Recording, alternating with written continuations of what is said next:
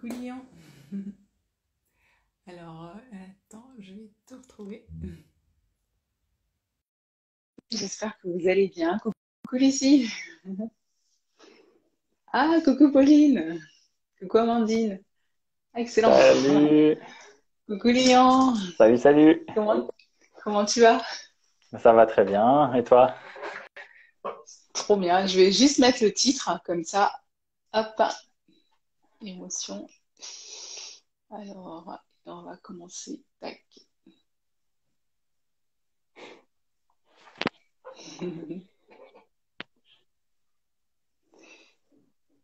Alors, je vais te poser. Attends, je vais finir d'écrire. Comme ça, je vais le taguer.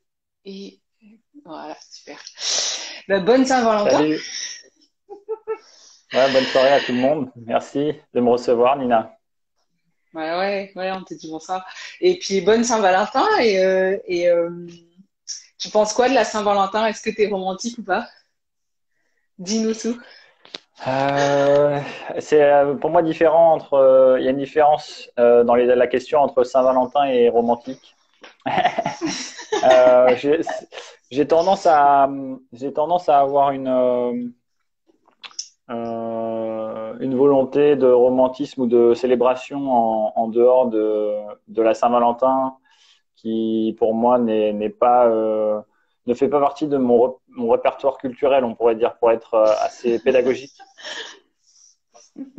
Mais j'ai quand même j'ai fait une belle j'ai eu le droit aujourd'hui, j'ai eu de la chance, j'ai fait un beau déjeuner dans une maison dans la campagne avec des amis et c'était une belle Ah, célébration quand même, du coup bah beaucoup ouais. d'amour et de partage, pas seulement avec la personne avec qui je vis, mais avec Hmm, pas mal de gens différents. Donc je trouve que c'est super. Et à chaque fois, c'est vrai, j'essaie de me rappeler que la célébration de l'amour, bon, bah, c'est pas déjà ouais, juste avec le couple, c'est avec soi exact. d'abord et puis avec tout le monde.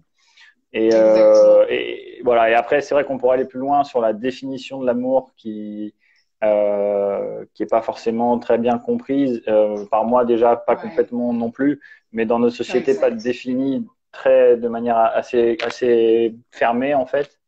Hmm, hmm. Et du coup voilà, donc il y avait quelque chose qui m'avait marqué un jour, c'était que, alors je sais plus quelle civilisation, enfin quel euh, peuple avait, je sais pas si c'est les Inuits ou des personnes qui vivent vraiment dans une des polarités très très au nord de la Terre et qui avaient Ouais. 30 ou 40 mots pour définir l'amour avec, enfin, L'amour, tout à fait. ça dépend de qu'est-ce que t'aimes en fait. Ouais, Voilà. Et dans toutes les langues, il y en a plein. Et en français, c'est vrai qu'on est assez limité ouais, avec ce mot-là. ouais, c'est Et ce qu'on donc, nous du coup, reproche. voilà. Voilà ce que j'en pense. Et toi? Bah, je pense que moi, je sais que je fais souvent des ateliers couple à la Saint-Valentin.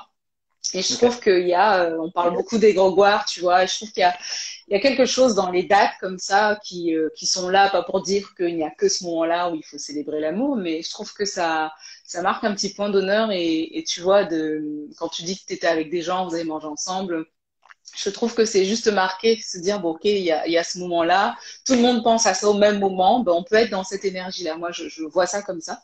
Je trouve que c'est Mhm. une impulsion, tu vois, qu'on peut suivre ou pas du tout. On n'est pas obligé de mettre des chichis, tout ça derrière. Et je sais Ouais. qu'aux ateliers couples, c'est souvent tout simple et on est finalement assez content de se poser, tu vois, derrière cette énergie. Comme, mais je te rejoins, c'est vrai qu'on n'a qu'un seul mot pour dire amour et du coup, on a finalement l'impression qu'il y a un seul comportement à avoir pour Mhm. aller vers l'amour, tu vois. Mais, euh, mais j'étais contente d'introduire ça comme ça avec toi parce que finalement, ce dont on va parler aujourd'hui, qui est hyper passionnant, l'amour, pour moi, c'est une émotion. Et comme on disait tous les deux, finalement, enfin, c'est compliqué quand on ne sait pas déjà tellement vraiment ce qu'on y met, comment est-ce qu'on peut entrer dans cet état émotionnel, parce que ça nous fait vivre tellement d'autres émotions quand on met de l'amour dans tout ce qu'on fait. Et, Mhm. euh, et je trouvais que justement, on allait essayer là ensemble de remettre déjà, parce que tu fais plein de choses, tu accompagnes les coachs, tu as une formation qui va arriver là bientôt en mars, tu as mélangé toutes les disciplines que les neurosciences sont en train d'étudier actuellement, que ce soit ce qui peut permettre des sportifs d'être dans un état complètement de transe aussi, entre guillemets, ce qu'on peut retrouver Mhm. dans les médecines ou les pratiques ancestrales. Tu as essayé de Mhm. mettre tout ça, de faire un espèce de mélange comme ça, et du coup, tu proposes une formation autour de ça. Et Mhm. on va revenir avec les questions et puis notre déroulé de conférence. Mais Mhm. là, tout de suite, je me dis, bon, notre titre, c'est émotion, état de conscience modifié. Est-ce que on peut déjà juste mettre des mots dessus, de dire, mais voilà, l'état de conscience modifié, enfin, on a chacun, chacune, toi aussi, les mots que tu mettras, mais c'est Mhm. quoi, et c'est quoi une émotion? Et puis ensuite, on va aller, j'ai eu quelques questions de personnes, on va aller Super. rentrer dans le poursuivre ensemble. Ben, merci déjà parce que c'est très agréable d'avoir des questions précises pour y répondre et ça me permet à moi de m'exprimer pleinement. Donc ça, j'apprécie beaucoup ta préparation. Et pour commencer, on va dire que émotion et état de conscience, j'ai personnellement réussi à faire un lien qui est en fait un peu la même chose. Pour moi, en ce moment, dans la compréhension que j'ai en ce moment, euh, et ce lien, ce lien, il est, j'essaie de le décrire simplement. Et en fait, c'est un état d'esprit et un état de corps. Créer un Mhm. état et la conscience de ces deux choses-là est un état de conscience. Voilà. Ensuite, il y a l'émotion. Et l'émotion, en fait, c'est la même chose. C'est un état de corps et un état d'esprit par rapport à une perception de cet état de corps. Donc voilà. D'accord. Je pense que pour le décrire très simplement, pour moi, ce serait ça, une sensation Mhm. qu'est-ce qui se passe dans notre psyché par rapport à cette sensation. Ça serait D'accord. la définition d'une émotion, en fait, une pensée et une sensation. Ouais. Et après la sensation, moi, je l'associe énormément donc aux hormones et au système Ouais. nerveux, mais beaucoup aux hormones pour que ce soit très clair et pour faire vraiment comprendre qu'il existe peu il en existe pas très peu, mais il y a vraiment l'idée qu'il y a peu d'hormones qu'on vit chaque jour différentes. Il y a peu D'accord. de variété, en fait, d'une certaine manière. Et que Mhm. si on apprend à reconnaître la sensation de ces hormones-là, on peut savoir, en fait, comment Ah on ouais. peut les mettre de notre côté et pas se faire dominer par ça. Ah, mais Euh, c'est excellent ce que tu es en train de dire parce que, enfin, on allait parler du cycle menstruel. La femme, par exemple, ouais. avec son cycle menstruel, elle est vraiment sujette à ces variations hormonales et tout le challenge, en fait, c'est de dire, mais il faut réussir à capter quand est-ce qu'on a nos variations hormonaux, enfin, Mhm. cycliques, tu vois, de nos règles, l'œstrogène, la progestérone, pour ne pas se laisser emporter comme ça, tu vois, dans la deuxième partie du cycle, il y a cette diminution d'œstrogène et on va dans des états de syndrome prémenstruel pas possible. Puis je parle justement là pour, il y a beaucoup de femmes qui ont, par exemple, l'endométriose. Et ce que tu dis de dire, mais en fait, la sensation va se jouer dans des stimuli hormonaux et que finalement, c'est capter, comprendre comment ces hormones jouent en nous qu'on va pouvoir aller réguler la sensation et donc changer l'expérience. Moi, je trouve ça énorme. Enfin, j'adhère complètement, en tout cas. Ouais, et puis ce qui est fascinant, c'est qu'il y a, il y a une compréhension ancestrale, et ça, c'est vraiment le cœur de ce que je recherche, et ce que j'étudie, et ce que j'expérimente, c'est qu'il y a une compréhension ancestrale dans le yoga, dans le chamanisme, dans Ouais. dans toutes les civilisations pré-religieuses, on pourrait dire, hein, et aussi même dans les religions qui sont nées par la suite. Il y a une compréhension de ça, en fait. Et maintenant, la science vient nous expliquer et nous renforcer en fait le pouvoir qu'ont ces traditions.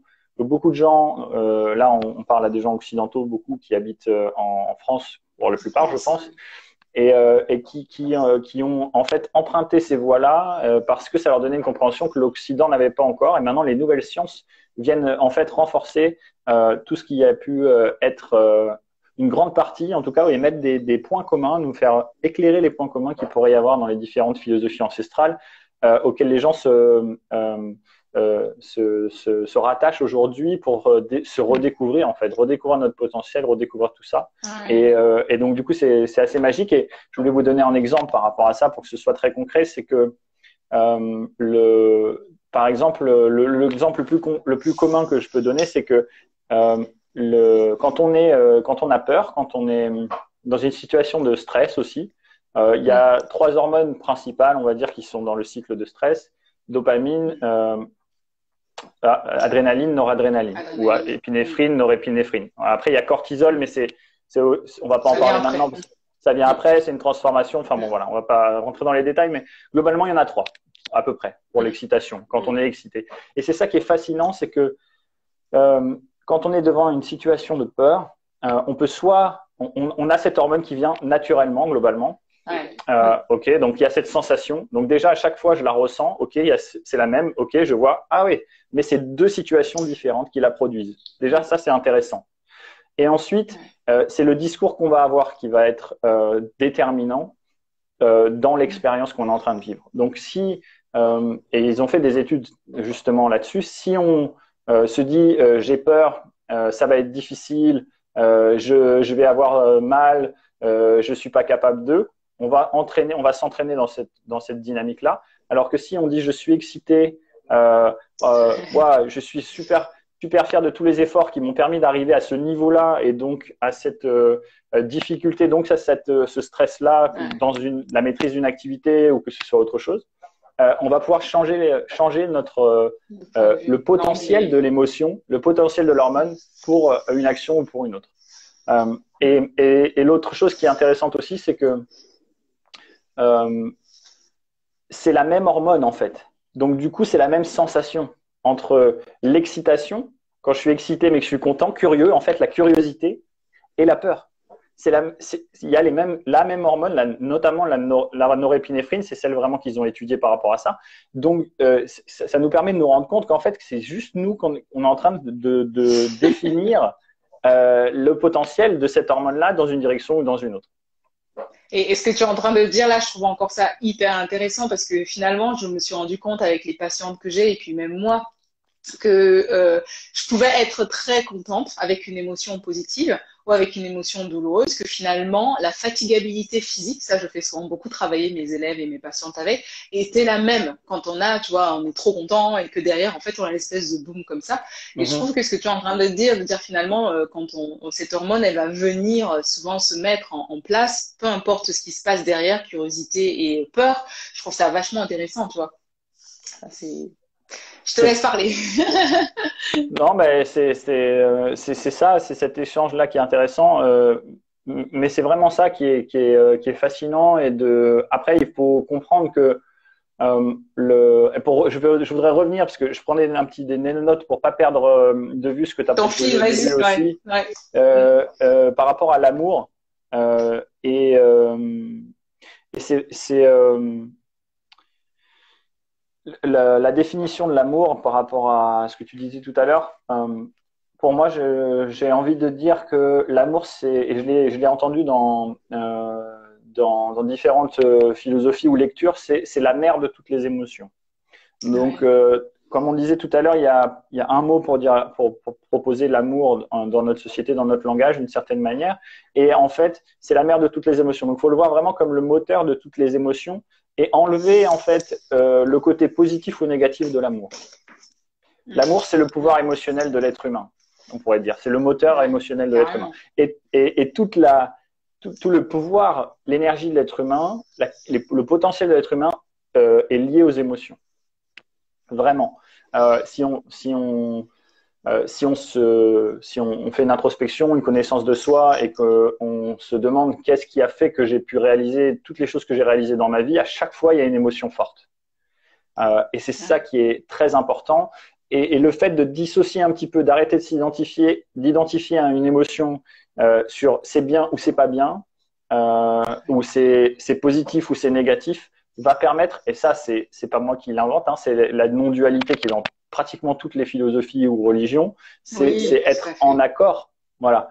Et à partir du moment où on travaille le fait d'arrêter de vouloir juger ou identifier quelque chose à chaque fois instantanément, et ça, il faut le travailler parce que si on a fait l'inverse, c'est automatique, donc on s'en rend pas compte. Donc il faut retrouver un nouvel état d'esprit par rapport aux choses, aux expériences, et voir que si on arrête de juger ça à un moment, on va pouvoir en fait transformer le schéma et on va pouvoir redéfinir chaque expérience. Et donc du coup, on va pouvoir redéfinir aussi des émotions qui nous paraissent négatives dans des émotions qui vont être moins négatives. En tout cas, on va pouvoir utiliser le potentiel de manière, j'ai envie de dire presque productive, dans un sens mais tout simplement dans un nouveau sens.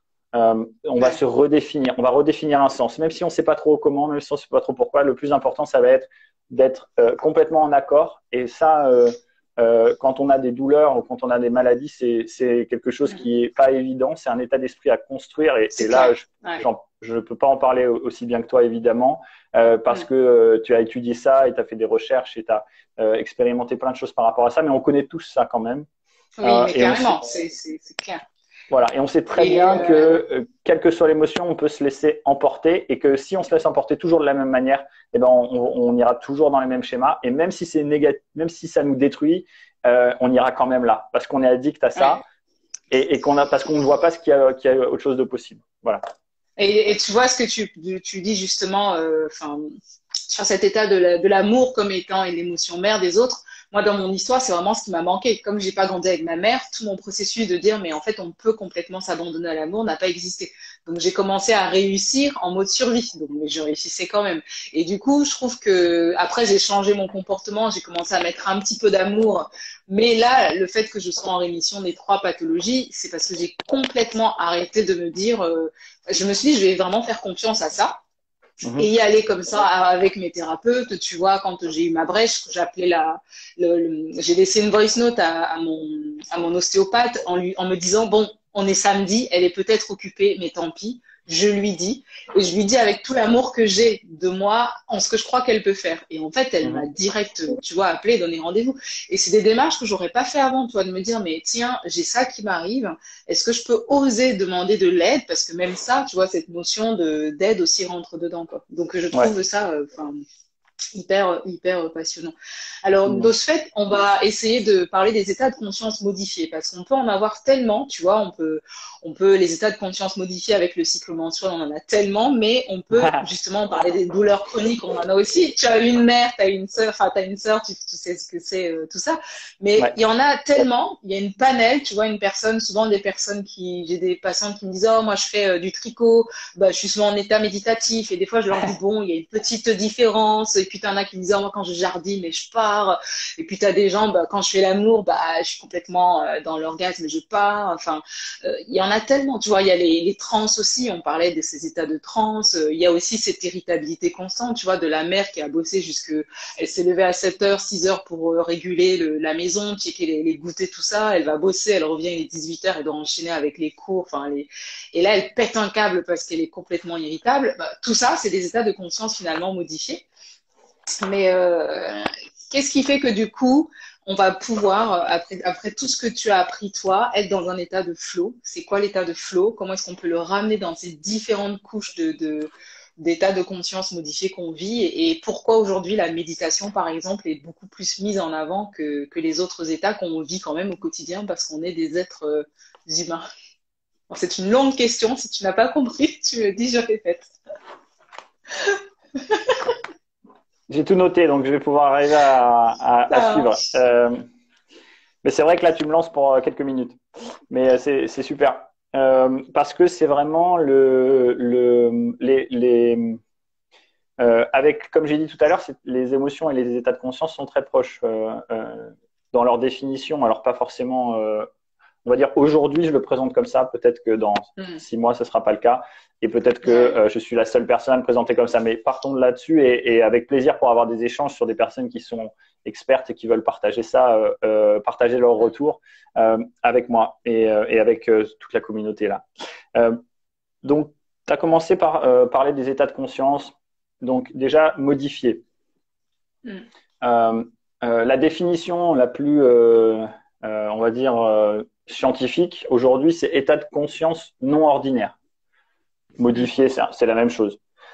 Donc, c'est marrant parce que quand tu l'as dit, ça m'a fait penser à quelque chose. Mais alors, c'est quoi l'état de conscience qui est ordinaire ou qui n'est pas modifié? Ouais, tout à fait. Alors, ça voudrait dire avoir un jugement par rapport à qu'est-ce qui serait ordinaire. Donc, je vais pas avoir de jugement par rapport à ça, mais par contre, en théorie, l'état de conscience non ordinaire, pour comprendre les états de conscience, il faut regarder, donc on l'a dit, l'état d'esprit et l'état de corps. Donc, si on laisse de côté ce qui est de l'ordre de la pensée, et qu'on parle en termes d'une introduction aux neurosciences, on pourrait dire qu'il y a des fréquences dans le cerveau. Que le cerveau, il émet des fréquences. Que le cœur, il émet des fréquences, donc des ondes.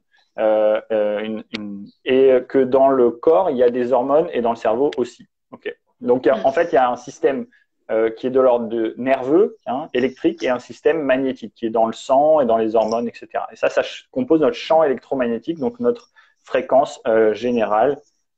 Et l'état de conscience, c'est ça. C'est le résultat, en fait, de ce qui peut être appelé aussi le corps énergétique. Donc, l'état de conscience ordinaire, alors on va le dire aujourd'hui, le décrire comme ça, c'est l'état dans lequel on est maintenant. Alors, c'est plus ou moins ordinaire parce que moi, j'ai tendance à être dans les lives ou dans les discussions à être plus dans le flow, justement, donc à être dans un état de conscience un peu modifié. Donc, je suis pas vraiment dans un état de conscience ordinaire, mais quand on discute normalement avec quelqu'un, on va dire qu'on est en train de réfléchir un peu rationnellement et d'écouter la personne pour regarder sur ses lèvres, écouter ce qu'elle est en train de dire et comprendre. On est dans un état de conscience qui est avec des fréquences plutôt bêta. Bêta, c'est le nom qui a été donné à ces fréquences-là. C'est des fréquences assez élevées qui de tête, ça va rien vous dire, mais en tout cas, on va dire que c'est par rapport au sommeil profond, c'est 20 fois plus élevé. On va dire à peu près. Alors, juste pour dire ça. Donc, pour vous donner une idée en fait des différents états de conscience, vous prenez une échelle donc de 0 à 200, et ça, c'est des hertz. Donc, c'est comme ça qu'on note des fréquences. Et notre cerveau, c'est la même chose. On peut mesurer les fréquences du cerveau. Voilà. Donc, l'état de conscience bêta dans lequel on est à peu près tout le temps, la plupart du temps, en fait, c'est pour ça qu'on l'appelle l'ordinaire, parce qu'on y est quand même assez souvent. Il y a 3 stades. Il y a bas, moyen et haut. Et donc, si on reste là-dedans, on va être très, très actif. C'est un état très actif. On est beaucoup en train de penser, de structurer, de ruminer aussi. Et c'est ça un peu la problématique. Donc, on va dire que c'est l'état ordinaire. Okay. Ensuite, on va avoir des états où on va soit descendre en fréquence, donc diminuer l'activité en fait du cerveau, et par conséquent aussi l'activité du métabolisme général, plus ou moins, assez souvent. Et ensuite, on va avoir des états qui sont au-dessus. Donc,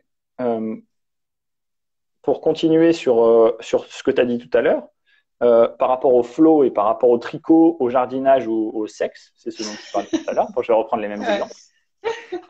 Le flow, en fait, est un état de conscience où il y a plusieurs ondes cérébrales qui vont s'activer. Donc, on va passer de bêta à alpha, et après, il y a delta et theta.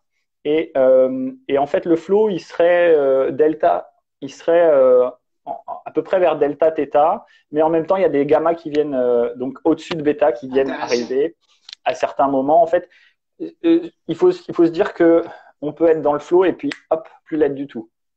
On peut être, tu vois, on peut être en état de méditation complètement complètement immergé dans sa méditation, et d'un coup, il y a ton chat qui te saute dessus et boum, tu reviens direct.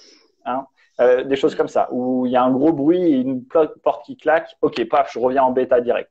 Bon, et donc c'est juste pour dire que même à l'intérieur d'un état de conscience non ordinaire, d'une méditation ou du flow, il y a des variations en fait en fonction, et c'est justement la compréhension et la maîtrise de ces variations qui va être intéressante pour rester dans un point donné. C'est pour ça qu'en méditation, on nous dit souvent qu'il faut être dans un espace calme, où il n'y a pas de distraction, où il y a moins de lumière, puisque ça a tendance à induire des états qui diminuent, etc., etc. Donc, le flow, donc il y a plusieurs fréquences qui vont alterner en fonction du cycle du flow, parce qu'il y a aussi un cycle du flow, parce que le flow a un cycle. Comme c'est un peu le cycle ultradien, donc c'est le cycle de concentration ou d'action qui est en rapport avec le stress. Donc, on est dans une activité, on va devoir faire un effort. Et au bout d'un moment, cet effort-là va être contre-productif et va diminuer. On va diminuer en productivité. C'est là qu'il faut s'arrêter, lâcher prise, et c'est là qu'on peut trouver le flow. Est-ce que ça a un créneau, ça? Est-ce que ce cycle-là, dans la journée, est-ce que ça a des horaires pour toi? Est-ce que c'est genre 1h30, 2 heures? Est-ce que c'est Alors, il y a plusieurs théories, mais la principale, il faut se dire que le flow, c'est un état de concentration. La concentration, le flow suit la concentration. Donc, si on apprend à être concentré et on produit une journée où on a des états de concentration intenses, on va favoriser le flow. Donc, pour étudier les cycles de flow, on étudie aussi les cycles de concentration, donc les cycles d'attention. Et ça, il y a eu pas mal d'études qui ont été faites, notamment violonistes, musiciens, parce que c'est des gens qui sont très, très, très, très entraînés et experts dans la concentration, ils pratiquent énormément et ils répètent énormément. Et donc, ils ont étudié, une des études que j'ai lues là-dessus, c'est à peu près 1h30, 2 heures pour avoir une concentration maximale. 1h30 quand même, d'accord. Ouais, mais ça, c'est des gens qui sont experts. C'est-à-dire que la plupart des gens, c'est pas vraiment ça. Moi, je crois que je dois être à 45 minutes. Hein. Ouais, en général, c'est un peu plus 45 minutes, peut-être pour la moyenne. Et alors après, il y a une autre chose qu'il faut décrire, c'est que la dopamine, notamment, donc des hormones qu'on a décrites comme des hormones d'attention, c'est des hormones d'attention, de concentration aussi, qui excitent le corps pour être concentré sur quelque chose, qui à la base sont faites pour réagir et survivre à un événement qui pourrait nous agresser ou mettre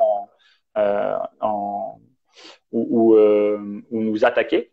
Donc c'est pour la survie, on pourrait dire, pour être attentif en fait. Et donc ça c'est 20 minutes, le cycle de la dopamine par exemple. C'est pour ça que c'est pas beaucoup. Donc il faudrait voir en fait un petit peu plus en détail les cycles des différentes hormones d'attention qui font que ça peut durer plus longtemps. Mais ce qu'il faut vraiment comprendre, c'est que dans tous les cas, la sensation où on est moins attentif, la sensation où on commence à être ou fatigué, ou frustré, ou distrait, c'est là où il faut se dire, ok, alors là j'ai atteint mon top dans l'activité du jour. Dans cette activité, j'ai atteint mon cycle top, et là il faut vraiment que je me régénère. Ça, c'est intéressant parce que c'est à l'échelle d'une activité, à l'échelle d'une journée, qu'on peut gérer ça, mais à l'échelle d'une vie. Et le burn-out, c'est exactement ça, comme ça que ça fonctionne. Le burn-out, c'est à l'échelle d'une vie, une société qui n'a pas éduqué la population à comprendre ces cycles hormonaux, justement, ces cycles de concentration, ces cycles de saturation du système nerveux aussi, et qui fait que les gens n'ont pas ces moments de régénération et du coup sont contre-productifs longtemps et surtout saturent le système et du coup créent des burn-out. Mais un mini burn-out, on fait des mini burn-out à l'échelle d'une journée si dans une activité on va trop loin aussi, tu vois.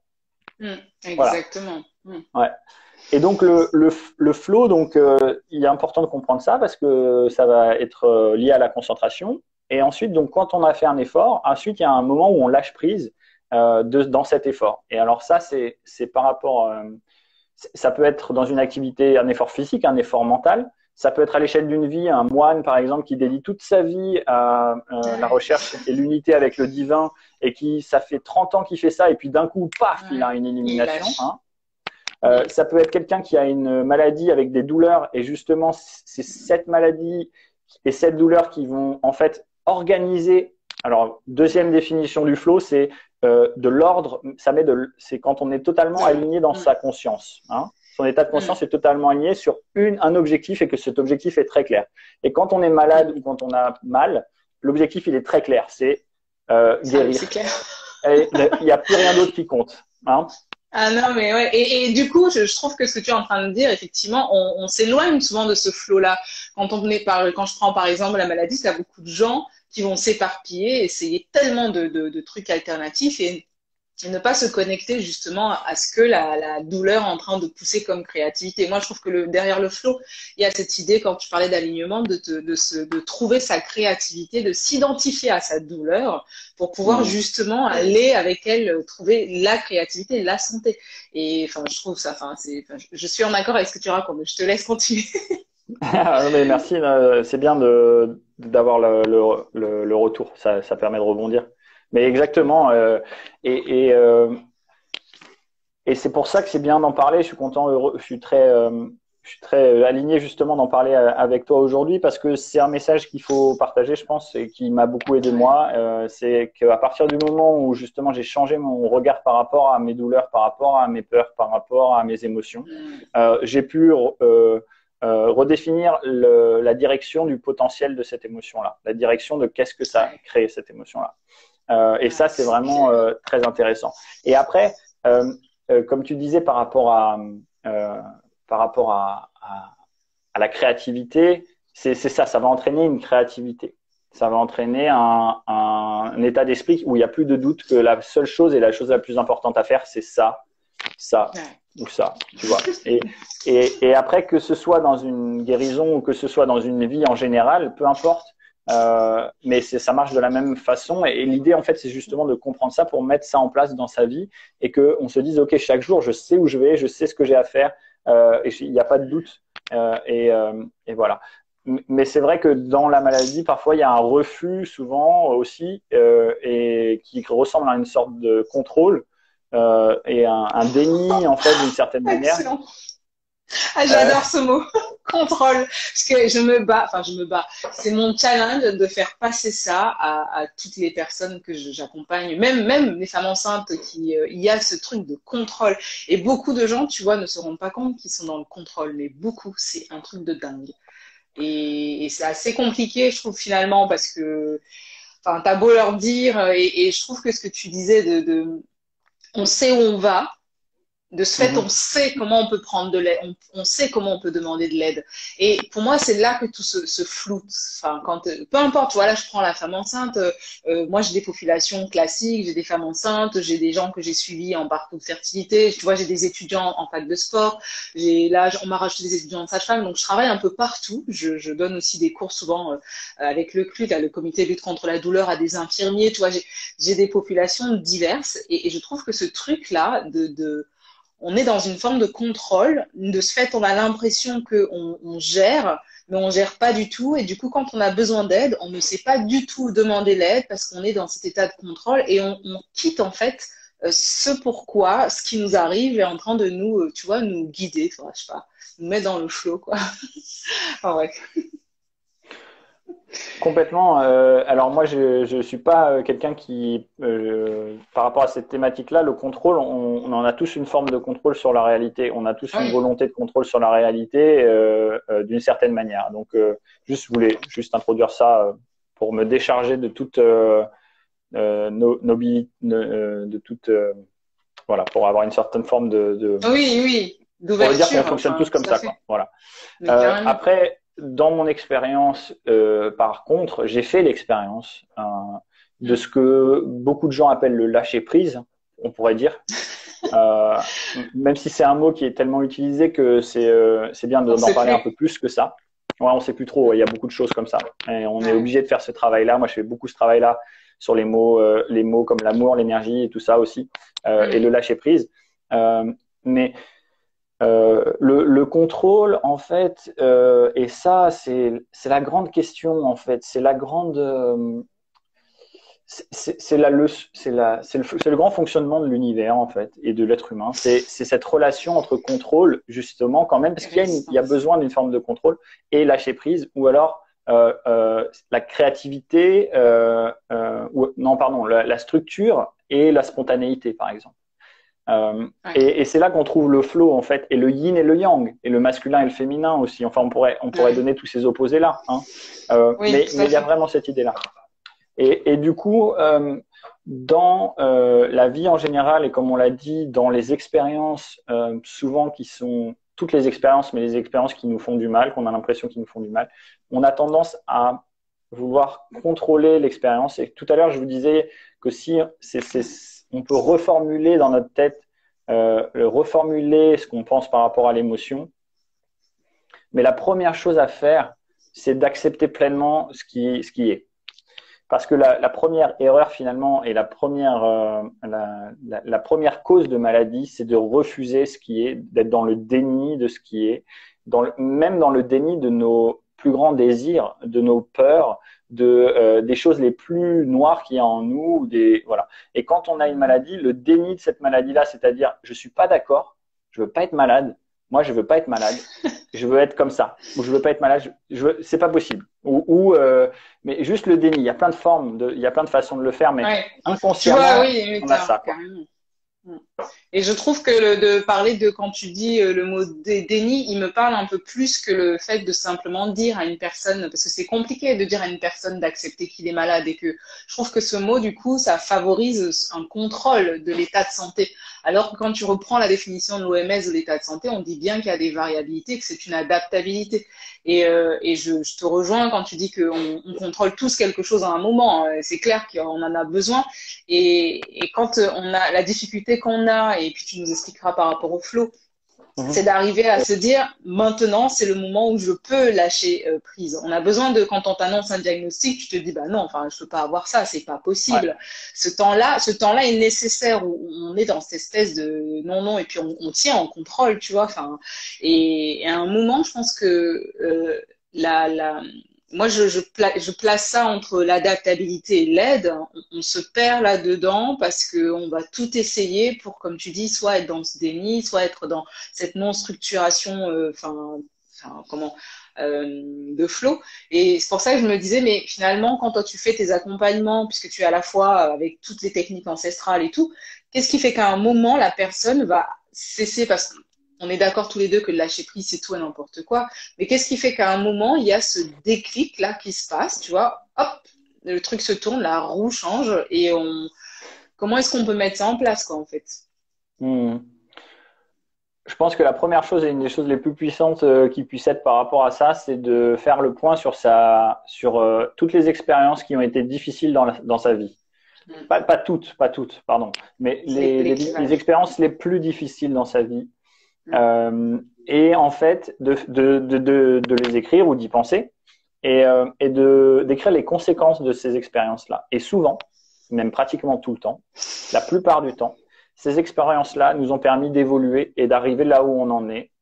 Et c'est-à-dire, souvent, elles nous ont permis de nous transformer, de changer une vie qui nous convenait pas, une relation qui nous convenait pas, un mode de fonctionnement qui nous convenait pas, un boulot qui nous convenait pas. Et au début, c'est très dur. Au début, on n'a pas du tout envie parce que ça fait peur d'aller vers la nouveauté. Mais c'est cette maladie ou c'est ce drame qui fait qu'on arrive à aller, en fait, trouver ce qui nous convient encore mieux. Et on se permet d'ouvrir, en fait. On se permet d'aller vers le nouveau. Donc, de faire ce travail-là de reconnaissance du positif qui est arrivé grâce aux événements qui nous ont paru dramatiques à cette époque-là, va être très, très, très puissant parce qu'on va se dire, OK, peut-être qu'aujourd'hui, du coup, dans la situation dans laquelle je suis, elle me paraît négative, difficile, mais est-ce que je suis capable de voir là où elle veut m'amener? Est-ce que c'est ça que tu disais tout à l'heure? Quelle est la créativité que me permet comment me permet cette douleur, comment me permet cette difficulté de redéfinir ma réalité et de me permettre ce que je ne me suis jamais permis, c'est-à-dire d'arrêter de refuser et d'arrêter d'être dans le déni de mes émotions, le déni de mon inconscient, le déni de mes désirs. Ça, c'est totalement la non-dualité védantiste, bouddhiste, etc. Et aussi, c'est la psychologie, la psychanalyse, etc. Tout se rattrape là-dessus. Sauf qu'on peut être vraiment autonome par rapport à ça aussi, hein, si on fait un travail chaque jour de reconnaissance de ça. Et c'est vraiment chaque jour parce que c'est à chaque émotion qui arrive un peu instantanément, spontanément, qu'on a le potentiel en fait de faire ça. Donc voilà, comment faire ça? C'est cet état d'esprit en fait de résilience, de voir le positif, la leçon, l'apprentissage, qu'est-ce que j'apprends, et de se le dire tous les jours, c'est-à-dire la reconnaissance de qu'est-ce que j'apprends aujourd'hui de cette relation, ou qu'est-ce que j'apprends de cette douleur, ou qu'est-ce que j'apprends voilà. Et au fur et à mesure, ça va pas forcément être facile au début, surtout pour les choses qui sont très douloureuses. Mais si on fait ce travail-là et qu'on reconnaît, aujourd'hui j'ai retrouvé un truc qui me permet d'évoluer, de changer et que j'arrivais pas à faire avant, grâce à ça. Et là, ça va changer totalement l'état d'esprit de la personne par rapport à cette douleur-là. Et ce qui va faire que cette douleur va s'apaiser, puisque cette douleur, elle était là pour ça. Cette maladie, elle est là pour ça. Cette relation, elle est là pour ça. Cette difficulté, elle est là pour ça. Même la naissance, bah ouais, tout à fait. On retrouve dans tous les états. Hein. Et si tu devais, justement, toi, avec ton parcours, toutes les personnes que tu as accompagnées, parce que moi, je ne canalise pas la douleur qu'en état physique. Je mets bien aussi qu'on peut avoir une douleur parce qu'on est dans une quête spirituelle qu'on ne trouve pas, tu vois, une quête de sens, parce qu'on a vraiment aussi une maladie, parce qu'on nous a largués, parce qu'on ne trouve toujours pas la bonne personne. Pour moi, la douleur, elle est à la fois émotionnelle, physique, liée ou pas à une maladie. Mais qu'est-ce que tu donnes aujourd'hui, toi, comme douleur? Parce que ça peut être douloureux de trouver son état de flow, ça peut être douloureux de vivre face à un changement. C'est quoi pour toi cette notion de douleur, avec tout ce que tu as appris c'est exactement c'est le désaccord avec ce qui est. Peu importe ce qui est. Et à partir du moment où il y a des accords, c'est-à-dire que nous, on voudrait que la réalité soit autrement, c'est une douleur, c'est la création des maladies, voilà, c'est à partir de là que ça commence. Donc du coup, il y a finalement à la fois quelque chose qui est pas évident à réaliser, mais qui est très simple. C'est-à-dire, quand j'ai quelque chose qui m'arrive, je veux dire, on passe tous par là. Moi, le premier, il y a des jours, il y a des jours, je suis une personne dans un rôle avec un état d'esprit et je me sens comme ça. Et puis il y a des jours, c'est autrement. Et on a tous des rôles, des états d'esprit, des états de corps différents en fonction de la journée, des personnes avec qui on est, voilà. Et du coup, ben, j'expérimente ça, c'est-à-dire est-ce que je suis pleinement en accord? Et quand j'ai quelque chose de difficile, par exemple, une frustration par rapport à, ben, en ce moment, je propose énormément d'appels aux personnes là, ce que j'avais proposé justement ce que je vais proposer à la fin de ce live ensemble pour accompagner, en fait, aider à mettre en place directement dans sa vie, dans ses coachings, surtout pour les gens qui accompagnent, des choses. Et en fait, la mise en place de ce système là, qui est un système qui est à la fois un système d'aide pour que je me dévoue aux autres, de partage pour que j'apprenne des autres, mais aussi de promotion pour que les gens apprennent ce que je fais et potentiellement travaillent ensemble, évidemment. Trouver cette promotion et cette justesse a entraîné en moi, en fait, énormément de désaccords. Parce que je me suis confronté à des gens qui connaissent le marketing, à des gens qui m'ont un peu déboussolé. Je suis pas un expert là-dedans non plus, etc. Et du coup, pas du tout en accord. J'ai des émotions très, très, très importantes qui sont arrivées. Et comment j'ai fait? Ben, j'ai juste accepté pleinement. Et c'est magique, c'est assez magique. C'est OK, je suis dans le déni, j'ai pas envie de ressentir ça ou j'ai pas envie de voir. Et après, pendant un moment, je me dis que mon mental, il arrête tout de suite et je ressens l'émotion. Qu'est-ce que l'émotion, quelle est la sensation vraiment? Je la laisse pleinement être. Allez, viens, arrive, viens. Et ensuite, ça se transforme grâce à ça. C'est-à-dire qu'on peut faire toutes les pratiques qu'on veut de projection mentale, de visualisation, de méditation, etc. On peut aller courir, on peut aller rechercher toutes les addictions possibles dans l'extase, on va dire, dans les hormones et dans les sensations. Parce que mais ce qu'il faudrait juste faire, c'est juste au moment où l'émotion arrive, ou alors juste après, et la laisser pleinement venir pour ne pas justement être dans le déni et être de plus en plus conscient de cette émotion-là et de voir qu'est-ce qu'on peut en faire. Et tu sais que ce que tu dis là, c'est un challenge aussi pour moi dans les cours, par exemple, où quand tu fais un cours de yoga, ce que tu enseignes aussi, enfin, tu vas comprendre ce que je veux dire. Tu as des gens, tu vois, tu es en cours de yoga, tu sens qu'une personne est traversée par l'émotion, tu le vois. Mais elle continue parce que le prof m'a dit de lever le bras, la jambe, tu vois. Et moi, enfin, maintenant, mes élèves, ils me connaissent, donc ils peuvent se coucher, se mettre par terre, ils font ce qu'ils veulent, enfin, quand ça vient. Mais je trouve que du coup, tu vois, c'est encore une espèce, on parlait de ce petit espace de contrôle, d'être dans le flow, et quand tu dis, bah, il faut lâcher, je me dis, quand on s'offre des moments comme ça, des espaces où on prend soin de soi et que ça monte, enfin, on nous a pas appris à laisser monter, tu vois. Même dans un cours de yoga, on n'a pas appris. Moi, le nombre de fois, moi, je me couche par terre, je fais mon truc. Des fois, le prof, on te regarde comme ça.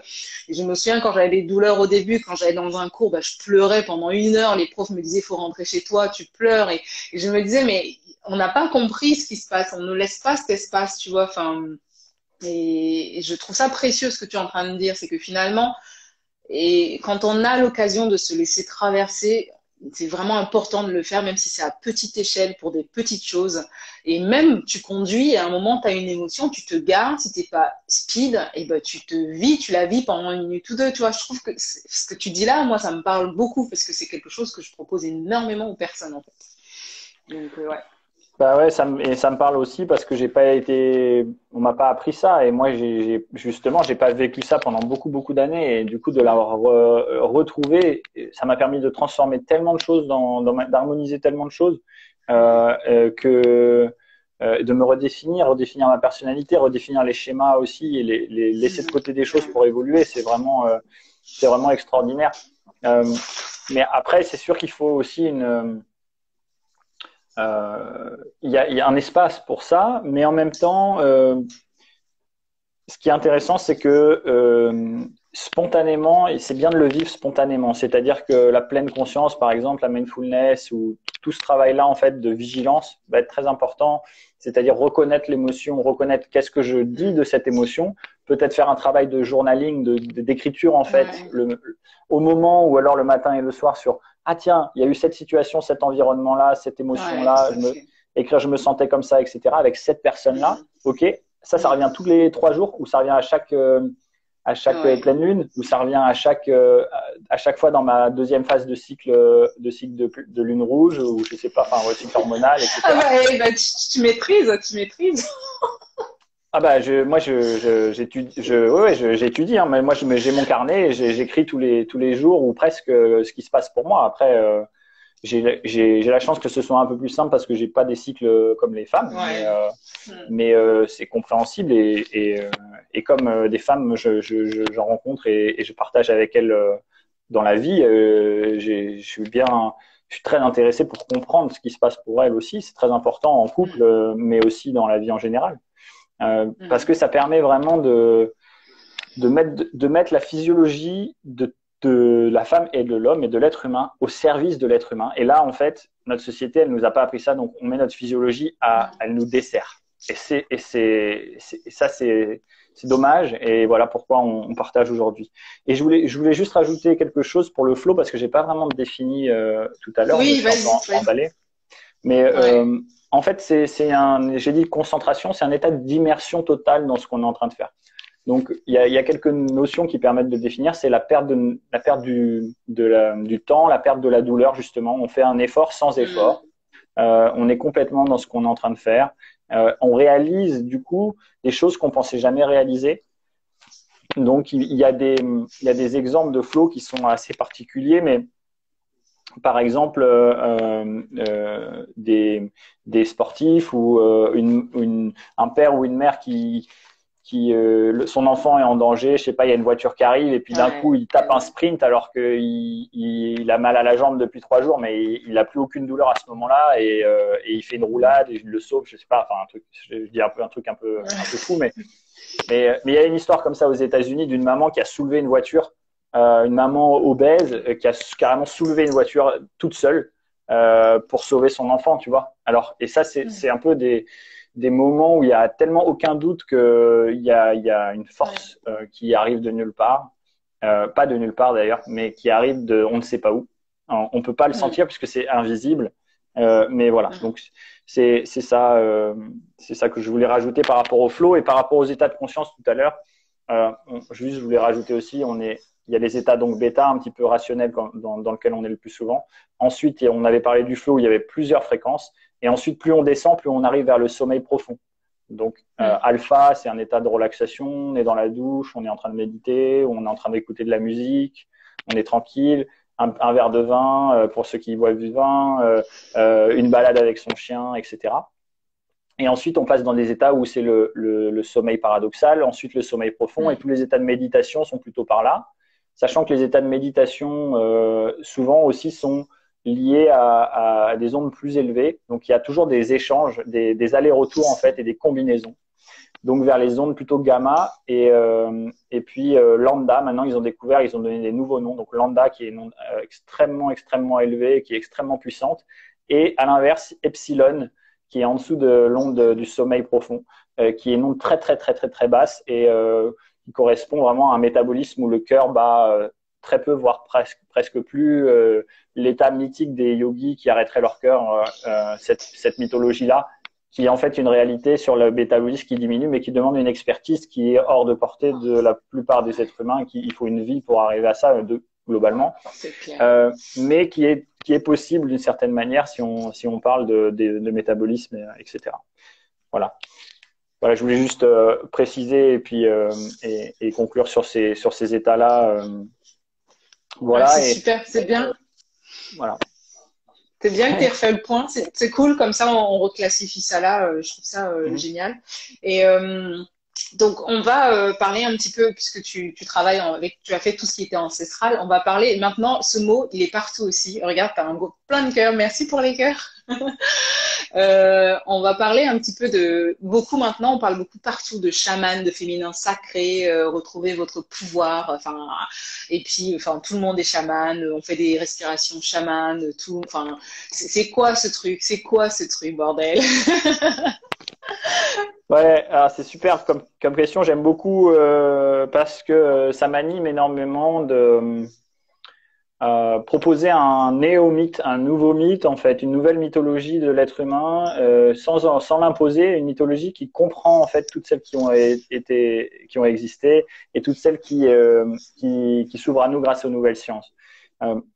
Le, le chamanisme notamment, qui est une pratique en fait qui est composée d'une culture à travers toute la planète de différentes manières, mais qui est intéressant, c'est que toutes les pratiques chamaniques ont des rituels qui sont composés des mêmes facteurs et des mêmes points d'entrée dans la transe.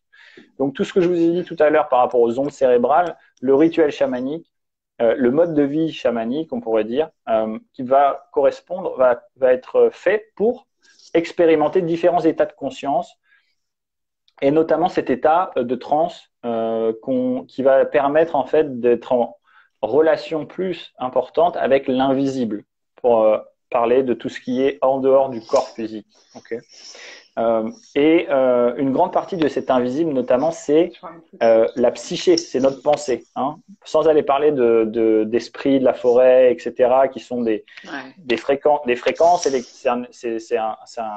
Alors, juste pour préciser, donc invisible et visible, il y a très très peu de matière dans l'univers. Il y a beaucoup d'électromagnétisme, d'espace qui semble vide, mais il y a très très peu de matière. L'être humain est composé de 0,0000001% de matière. Parce que chaque atome de l'être humain est composé de 0,00001% de matière.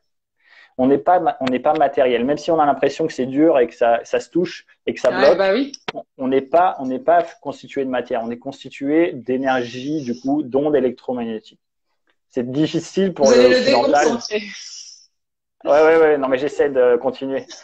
C'est difficile pour l'occidental de comprendre ça avec son mental, mais dites-vous bien ça, et c'est pas ça permet en fait à tous les gens qui sont intéressés par les thérapies énergétiques, le chamanisme, etc., d'avoir un discours qui est très clair et concret, qui va permettre de parler à tous les gens qui ne sont pas ouverts à ça encore. Parlez à votre famille, parlez à vos amis qui ne sont pas ouverts à ça pour reconnecter avec eux parce qu'ils ont l'impression que vous ne pouvez plus discuter. Parlez à un sportif qui n'a pas du tout de rapport avec ça ou alors à un entraîneur qui n'a pas conscience. Voilà, toutes ces choses-là vont être très intéressantes. Et donc, oui, tout le monde veut être chaman et faire des respirations de chaman, etc. C'est un aspect culturel qui est très sympathique puisque le chaman, et moi le premier, je suis touché par cette culture-là, évidemment, différentes cultures, est liée à la nature et qu'on a perdu la connexion avec la nature. Dans notre société, on vit hors de cette connexion. C'est pour ça que tant de gens sont attirés vers ça, je pense. Et puis, il y a autre chose, c'est que il y a un espèce de phénomène de… Comment je voudrais dire de trouver une guéraison, trouver un système d'évolution autonome, naturel. Au-delà du fait de l'ego de vouloir être un thérapeute, de vouloir sauver les gens, de vouloir guérir les gens, de vouloir être un héros, ce qu'on veut tout le monde un peu profondément, le réveiller le héros en nous, c'est formidable, c'est extraordinaire. Mais par contre, l'erreur, on va dire, que j'essaye de proposer aux gens de comprendre, c'est que ce soit dans le yoga, que ce soit dans le chamanisme, que ce soit dans toutes ces pratiques où il y a une notion d'invisible et d'énergétique, il y a souvent un manque de compréhension de cet invisible et cet énergétique. Et les nouvelles sciences nous permettent de comprendre ça autrement, de manière complémentaire. Parce que j'ai vu beaucoup, moi, dans des années de recherche et de partage dans le monde du yoga, j'ai vu beaucoup de gens qui répètent les mêmes choses et qui, pour moi, c'était pas du tout compréhensible. Je n'arrivais pas à me dire, tiens, ça a de la valeur ce que tu es en train de dire sur l'énergie parce que ça n'a pour moi, il n'y a aucune explication. Si on prend l'exemple des respirations, par exemple, La problématique, c'est que si vous ne savez pas qu'est-ce que ça fait, cette respiration-là, si vous la faites, vous sentez que c'est bien, mais que le prof qui est en train de vous la faire faire ne vous explique pas comment ça marche pour vous permettre de devenir autonome, il crée un système de contrôle, on revient à ça, et de domination sur vous, et vous devenez dépendant de cette personne-là ou de ce système-là, alors que cette personne vous a proposé une respiration qui existe sûrement depuis des milliers d'années, qui a traversé plein de cultures différentes et qui n'est pas du tout magique et qui n'est pas du tout liée à cet homme-là ou cette femme-là, qui est totalement, clairement, physiologiquement tout à fait capable de comprendre. On va enlever d'une certaine manière ce côté mystérieux. Les secrets, on révèle les secrets et du coup on renforce le pouvoir de chacun d'être autonome, indépendant et libre. Voilà. Et ça c'est vraiment important, je pense, parce qu'il y a beaucoup de systèmes de contrôle inconscient, tout à fait inconscient, hein, bien sûr, hein, mais dans toutes ces thérapies là ou ces pratiques, parce qu'elles sont puissantes et on le voit énormément, hein, comme tu disais, chaman, tout le monde veut devenir sorcière et tout ça. Il faut faire très attention parce qu'il y a beaucoup d'énergétique là-dedans, donc d'invisible. Donc il faut le faire à partir d'une compréhension, je pense, complémentaire. Et c'est ça qui est beau aujourd'hui, c'est que vous pouvez révéler, vous pouvez vivre, incarner le rêve du héros, le rêve du chaman, le rêve de la connexion avec cette nature et votre nature, sans avoir besoin d'aller vous enfermer dans une culture ou dans une autre. On a justement l'opportunité aujourd'hui de rassembler toutes les cultures, de proposer une compréhension de tous les mécanismes qui fonctionnent pour que chacun puisse indépendamment choisir qu'est-ce qui lui permet d'évoluer au mieux et de continuer à évoluer, parce que une des plus grandes erreurs dans tous les systèmes d'évolution ou d'éveil ou de bien-être fondamental ou de spiritualité, c'est que la problématique, c'est que les gens restent dans le même modèle, dans le même dogme, dans la même culture, et du coup, pas forcément fait pour eux. Et du coup, ils stagnent et ils osent pas aller voir une autre culture qui va peut-être leur plaire ou peut-être les aider, parce qu'ils sont dans cette communauté, dans cette culture, ils ont peur d'aller changer, ils n'ont pas envie de se séparer de ce truc-là. Tu vois? Et donc, ça me parle beaucoup. Voilà, il faut aller voir, il faut aller découvrir, c'est clair. Ouais. Aller vers la nouveauté. C'est très touchant. C'est hyper touchant ce que tu dis, parce que moi je parle souvent de cette notion de trouver sa science, et que en fait c'est une science qui va naître de nous, de tout ce qu'on a peut-être traversé. Et je sais que moi, j'ai des origines africaines, tout ça à fond, et que finalement, la pratique du yoga est venue réveiller quelque chose en moi, dans des choses, des choses qui me paraissaient basiques que je fais avec les élèves, et qu'on me disait, oh, mais c'est telle technique, c'est telle approche. Ben non, moi, c'est basique, c'est incarné, c'est à l'intérieur de moi. Et quand je me crée un espace et que je me réaligne avec, justement, on parlait de la douleur, et que je me réaligne avec la douleur et le désir que celle-ci fait naître en moi et la créativité qu'elle me propose, ben je passe dans des ondes de folie. Je fais des trucs tu vois, sans être allé chercher loin. Et je pense que, comme tu disais, on ne sait plus, on veut être des héros sans pouvoir se connecter à ce qui est l'amour propre déjà pour nous. Et on se perd dans ces choses-là avec cette notion, sans savoir que moi, je contrôlais avant. C'est vrai, là, j'ai 37 ans, mais j'ai un parcours de fou. Mais du coup, je me dis, c'est hyper important d'essayer de ramener des gens à des choses basiques. Et moi, dans les accompagnements, je déteste donner un espèce de cadre comme ça aux gens, parce que je me dis, mais s'il y a trop ça, c'est compliqué, quoi. C'est compliqué pour qu'ils s'explorent et qu'ils se retrouvent. Il y a une notion qui me semble aussi intéressante là à évoquer, c'est la notion de trauma. Tu sais que, bon, maintenant, on sait, ça a été un peu prouvé, on commence à dire que la dépression touche quasiment 20% de la population, et avec ce qui se passe là maintenant avec ce fameux confinement, le virus actuel, je pense que dans 2 ans, les 20%, on va largement les dépasser. Mais et je trouve que cette notion de dépression, pour moi, elle vient, même si elle n'est pas mise dans le DSM-5 qui classifie les états de stress post-traumatique, pour moi, elle vient vraiment s'inscrire dans des mini-traumas répétés qui, tu vois, vont perdurer. Et on parle beaucoup de choc, de stress post-traumatique, mais on a l'impression qu'il faut souvent avoir eu un accident de folie ou un truc de fou pour vivre des états de stress post-traumatique et après se plonger comme ça dans les états dépressifs. Là, on vit tous en ce moment un état finalement, dans un an, on va dire, ah, je sais pas quel terme on va mettre derrière ça, mais on sera tous en état de stress post-traumatique. Donc, est-ce que dans tes accompagnements, les traumas, c'est quelque chose que tu abordes? Est-ce que pour se dépasser, se libérer, justement, comme tu dis, on n'a pas besoin d'aller un peu, enfin, je sais pas, se détacher, se déconditionner, si on veut parler avec les mots du yoga, les samskaras, tu vois, enfin, de ça, tu vois? Je sais pas ce que tu en penses. Je suis assez, ça résonne beaucoup pour moi, ce que tu viens de dire. C'est exactement ça en fait. Mini traumatisme, c'est le phénomène du déni dont on a parlé tout à l'heure. Est-ce que quand quelque chose m'arrive, est-ce que je suis en déni par rapport à ça ou pas? Et je crée un mini traumatisme à chaque fois finalement. Et c'est ça c'est ça le grand travail, hein, c'est d'arrêter déjà de faire ça. Donc ça veut pas dire ne jamais réagir aux choses. Ça veut dire réagir comme on doit réagir en fait. C'est-à-dire que même si la réaction ne correspond pas à vos valeurs, si c'est la réaction que vous deviez vivre maintenant, c'est ce que vous devez vivre, c'est ce que vous devez vivre. Ça, c'est difficile de se dire ça, surtout quand on est dans des aspirations yogi ou des aspirations spirituelles où il y a des vertus, on veut être vraiment dans ces vertus-là tout le temps, etc.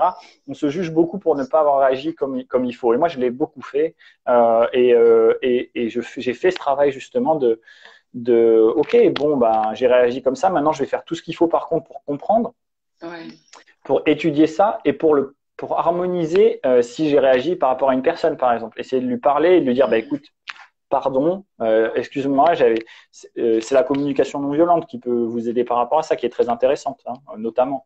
Mais j'avais ce besoin-là. Quand tu as dit ça, ça a résonné en moi et ça fait que j'ai perdu ce besoin qui est très important pour moi. Je te demande pardon et comment on peut évoluer. Est-ce que tu peux m'aider à comprendre comment on peut faire pour changer la situation ou alors voilà, ce genre de choses-là. Pour revenir à la notion de mini-trauma dont tu parlais, c'est vraiment ça, je pense, la première chose. Et souvent, en fait, quand on est dans le déni ou quand on veut pas voir ce qui se passe, on crée un mini-trauma qu'on répète en fait tout le temps. Et comme on l'a dit tout à l'heure, l'hormone, on vit quelques hormones, mais on vit beaucoup de situations pour les mêmes hormones.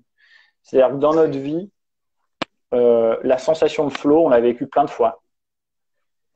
Mais par contre, c'était toujours la même sensation. Mais c'était des expériences différentes. L'environnement psychique et extérieur était différent. Sensoriel était différent. Mais c'est la même sensation à l'intérieur d'une certaine ou presque. Donc ça, c'est intéressant de se rendre compte de ça aussi. C'est-à-dire que on va mettre plein d'histoires, répéter des histoires et sur les mêmes émotions. Et du coup, on est perdu. On ne sait pas vraiment comment ça se fait. Donc, il faut arrêter justement à un moment de vouloir comprendre d'une certaine manière et ressentir quand ça arrive vraiment qu'est-ce qui vient. Et alors ça, pour aider, il faut arriver à justement cultiver des états de conscience où on n'est plus dans le mental pour vraiment ressentir pleinement, laisser l'inconscient monter justement, laisser l'inconscient revenir, les samskaras, les désirs, etc. pour arriver à comprendre, être sûr que c'est ça. Et le plus important pour ça, c'est de s'étudier, d'être vigilant et d'écrire au quotidien qu'est-ce qui se passe en fait, pour voir quand est-ce que ça répète, quand est-ce qu'on est dans les mêmes schémas. Et c'est à partir de ce moment-là qu'on va pouvoir dire, ok, bon bah j'ai bien identifié, parce que si on ne fait pas ce travail-là, en fait, le mental il va toujours répéter les mêmes choses et on va jamais trouver vraiment de solution. On va jamais vraiment se dire, tiens, mais ça, en fait, on est très dur, on est très mauvais en statistiques d'une certaine manière.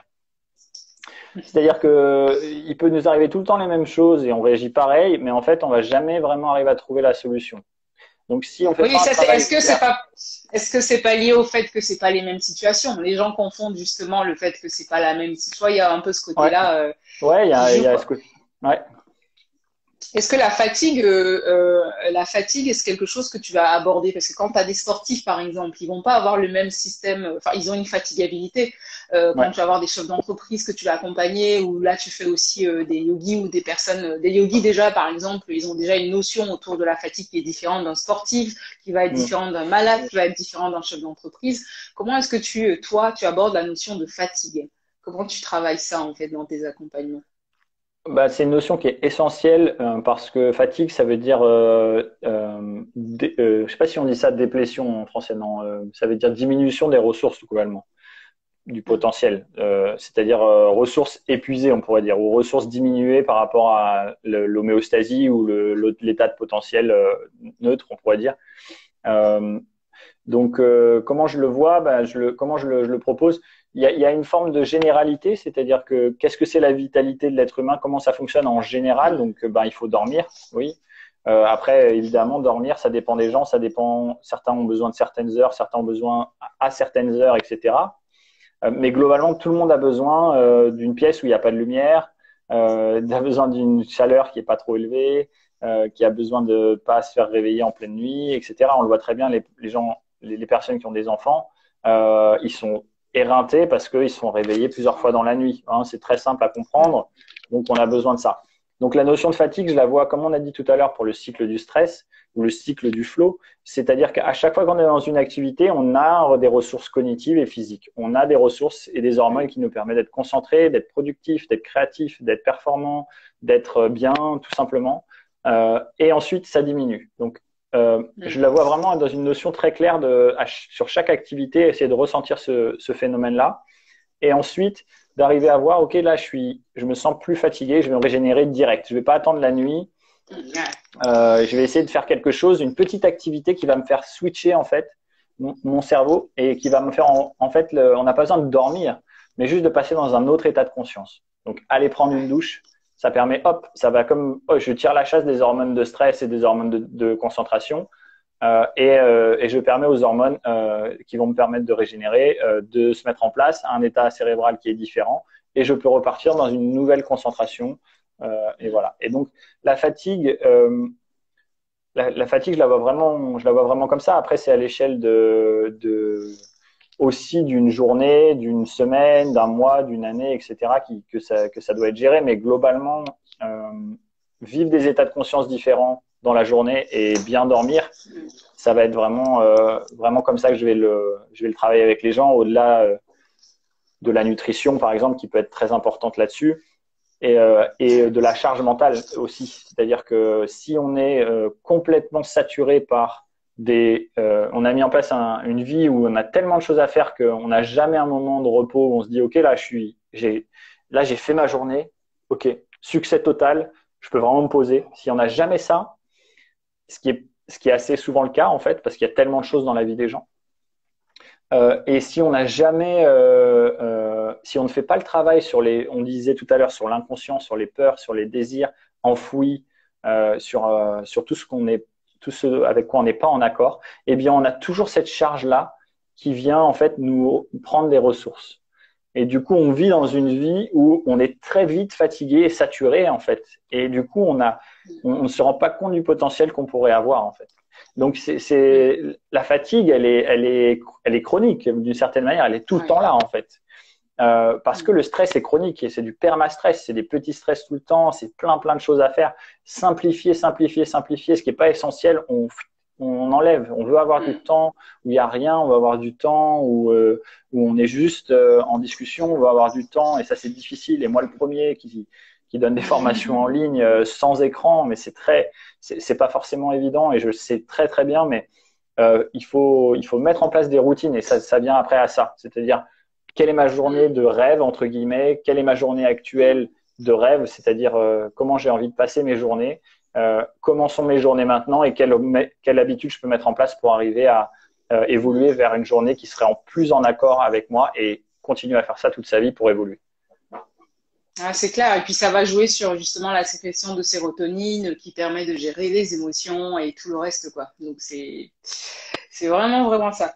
Est-ce que, du coup, tu peux te présenter Pas juste dire que tu es formateur, parce que je sais que c'est ce que c'est ce que tu fais et qu'il y a cette formation qui arrive en mars, mais nous donner là en 2-3 minutes un peu pour qu'on conclue, ton parcours, ce que tu as fait, voilà, t'as fait plein d'autres études avant de devenir, ce formateur de yogi, passionné.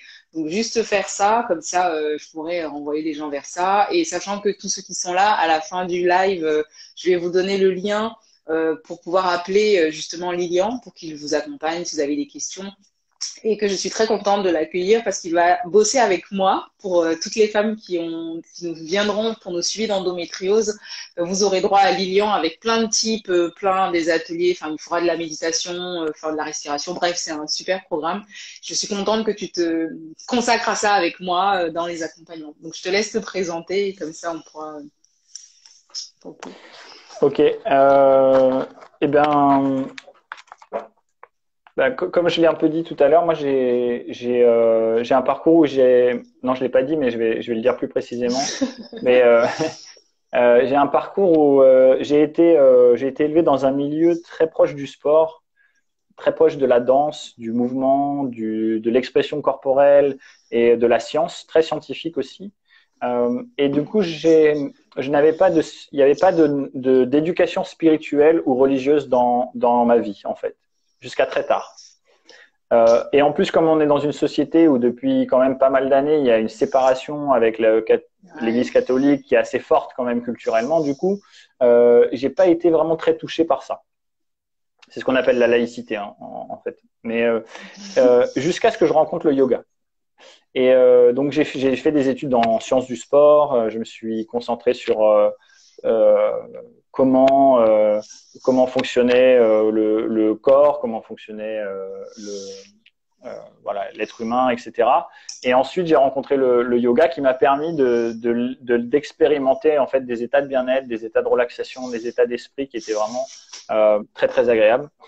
Mais par contre, il y avait une contradiction entre ces deux choses-là. C'est-à-dire que le yoga me proposait quelque chose, mais qui était en contradiction. Il n'y avait pas de lien avec l'éducation que j'avais eue. Et en fait, du coup, j'avais une contradiction qui fait que je ne me sentais pas pleinement aligné, jusqu'à ce que je rencontre la science du flow, justement, et toutes les nouvelles sciences qui m'ont permis en fait de créer les liens entre les deux et de vraiment trouver ma raison d'être. Alors, c'est ma raison d'être personnelle, mais c'est ce qu'on recherche le héros. C'est ça, c'est l'alignement de ses passions, de ses curiosités, de ses grandes valeurs au service d'une cause. Et ma cause, c'est le partage de cette alliance aux coachs, notamment profs de yoga, mais à la plupart des gens aussi, pour arriver à évoluer avec un système d'évolution qui soit totalement adapté à notre société et à notre éducation, et qui permettent de lier les cultures, de lier les religions ensemble et de trouver les points communs entre le chaman, entre le sportif de haut niveau et tous ceux qui veulent tout simplement être dans ce qu'ils appellent aussi le bien-être fondamental ou l'état d'éveil ou tout simplement le bonheur au quotidien. Voilà. Et du coup, ça m'a amené à créer des formations pour ça. Et je sais plus ce que tu m'avais dit, la deuxième chose que tu m'avais demandé, mais tu t'es formé parce que tu t'es formé quand même pas mal. Je me souviens quand on s'est rencontrés en 2017, t'avais fait plein de voyages, des études aussi de la respiration, la méthode Wim Hof, tout ça. Je me souviens que t'avais fait. Ouais, j'ai fait pas mal de choses justement pour arriver à comprendre, par exemple, toute la respiration, par exemple. Qu'est-ce que c'est, comment ça fonctionne physiologiquement, mais aussi comment ça a été utilisé dans le yoga, comment c'est utilisé aujourd'hui. Et donc, la méthode Wim Hof, par exemple, c'est un très bon exemple de quelque chose qui a été remasterisé, qui a été reformulé, en fait, mais qui existe depuis des milliers d'années, que plein de yogis utilisent dans les kriyas, etc., mais qui a été aussi utilisé dans la respiration holotropique, dans les années 60, voilà, et comment ça fonctionne, en fait, c'est ça qui est intéressant. Et surtout, du coup, on peut comprendre que, voilà, moi, j'ai étudié, par exemple, quelqu'un a étudié le chamanisme, quelqu'un a étudié le kundalini, quelqu'un a étudié, voilà, et tout le monde peut se rejoindre et se comprendre grâce à ça. Et donc, du coup, toute l'étude que j'ai pu faire de toutes les méthodes un peu nouvelles sur la respiration, sur les états de conscience, sur le mouvement. J'ai vraiment mis en commun, essayé de voir un peu les possibilités que tout ça offrait. Et du coup, ça m'a permis de voir un système où les gens peuvent comprendre tout simplement ce qu'ils font depuis longtemps, mais qui comprennent pas totalement. Et voilà. Et par exemple, en psychologie, par rapport au yoga, il y a la psychologie, la PNL, l'hypnose, la sophrologie, tout ça, en fait, il y a plein de choses.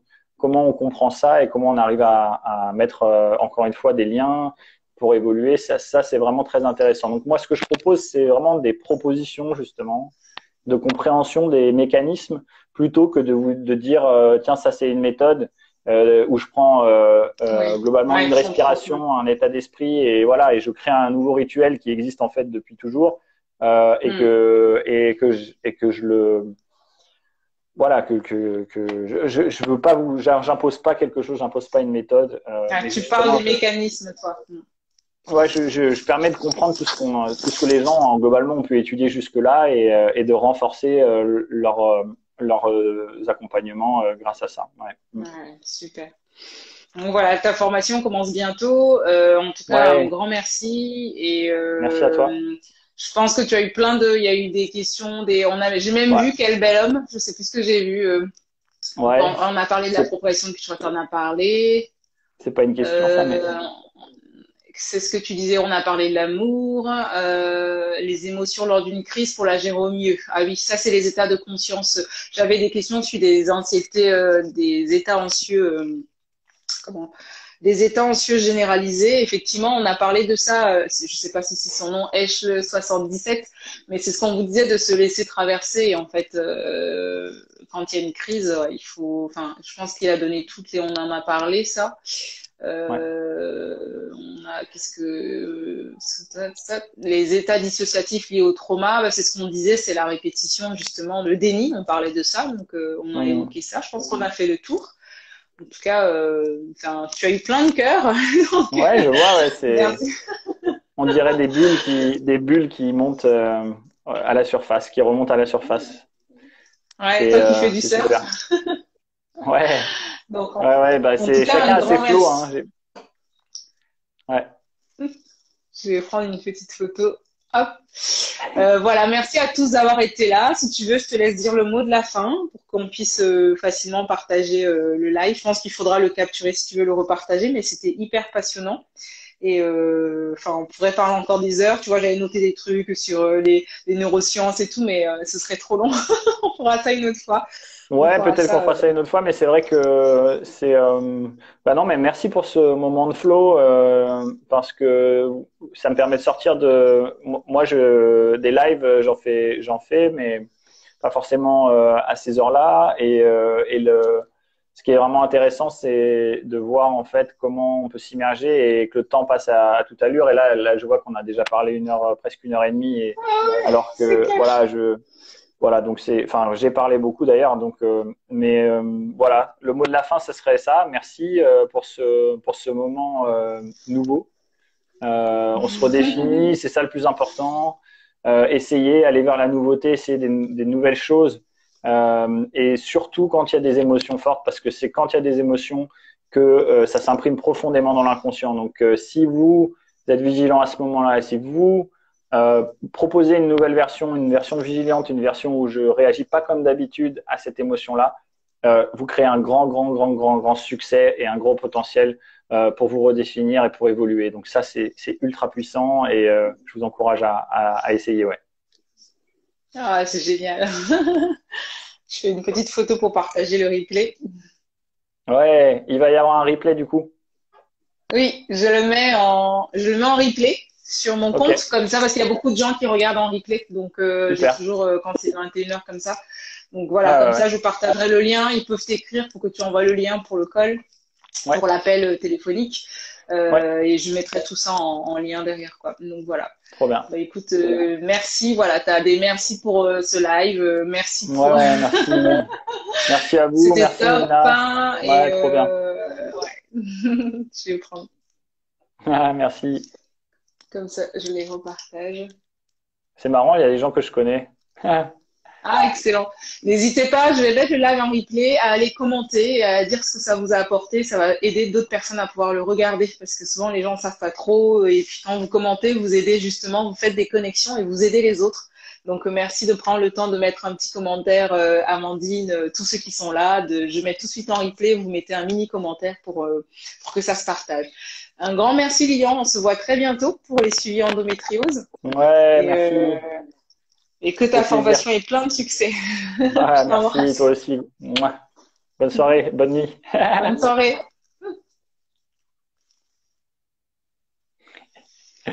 C'est trop bien. Alors.